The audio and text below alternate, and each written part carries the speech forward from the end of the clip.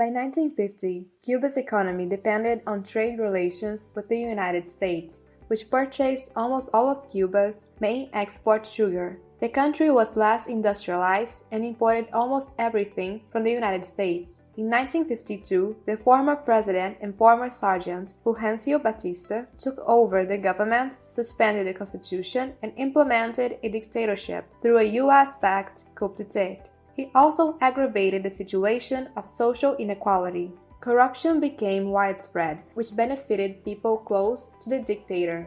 In 1955, Cuban lawyer Fidel Castro and Argentine physician Guevara organized an armed group and attempted a coup to overthrow the Baptist Fulgencio government. They left Mexico, where Fidel was in exile, but were attacked when they landed in Cuba. They took refuge in the forest, and in less than 4 years they managed to organize a guerrilla movement supported by peasants and urban resistance groups. The movement took action and came to power in January 1959.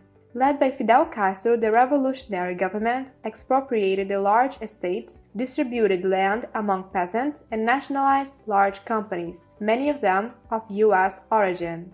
In 1961, Fidel Castro publicly recognized the socialist character of the Cuban Revolution. Many of his opponents were killed or fled to the United States. After the new Cuban government declared itself aligned with socialism, the United States broke diplomatic relations with Cuba. In 1961, Cuban exiles tried to invade the island with CIA support, but they were defeated in the Bay of Pigs. Relations between the two countries became even more tense. In 1962, the United States government discovered through satellites that Soviet nuclear missiles were being deposited in Cuba, which is just 150 kilometers from Florida. U.S. President John Kennedy ordered the blockade of Cuba by land and by sea. At that moment, in the middle of the Cold War, the world was in danger of an atomic bomb between socialist and capitalist blocs. Faced with this reality and U.S. pressure, the Soviets withdrew the missiles once that Kennedy guaranteed that he would not invade Cuba,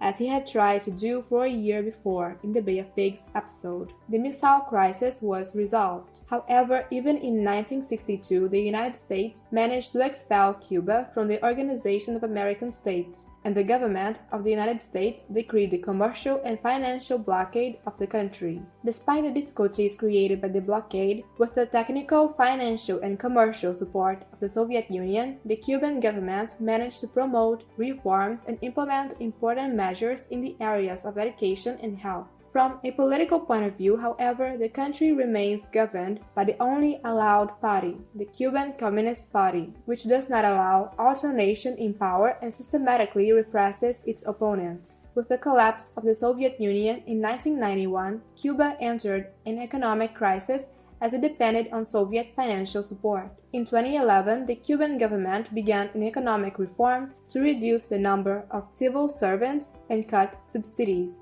among other measures, aiming to strengthen the country's economy. At the end of 2014, the United States and Cuba diplomatic relations resumed.